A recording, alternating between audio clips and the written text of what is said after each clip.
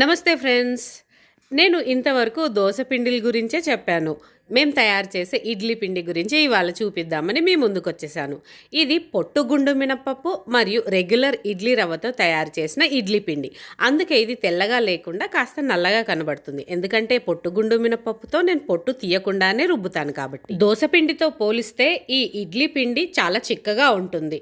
మీరు ఇడ్లీలు లావుగా రావాలి అంటే చిక్కగా ఉంటేనే బాగుంటుంది. పలుచగా దోసపిండిలాగా ఉంటే పిండి ఇడ్లీలు సరిగ్గా రావు, ప్లేట్కి కూడా అతుక్కుపోతాయి. మనం రెగ్యులర్గా చేసుకునే ఇడ్లీల్లో ఫైబర్ తక్కువగా ఉంటుంది దీనితో పోలిస్తే. ఎందుకంటే పొట్టులో ఫైబర్ ఎక్కువగా ఉండటం వల్ల పొట్టు తీయకుండానే ఫైబర్ రిచ్గా చేస్తున్నాను. అలాగే ఈ చిక్కటి పిండితో ఇలా ఊతప్పాలు కూడా వేసుకోవచ్చు. మీరు ఈ పిండిలో ఇంకొన్ని నీళ్లు కలుపుకొని దోశలాగా కూడా వేసుకోవచ్చు. ప్రస్తుతం నేను దీని ధర 120 రూపాయల కిలో చొప్పున అమ్ముతున్నాను. ఇడ్లీ పిండి రుబ్బడానికి కూడా రాగి బిందెలో నిల్వ ఉంచిన నీళ్ళనే ఉపయోగిస్తాను.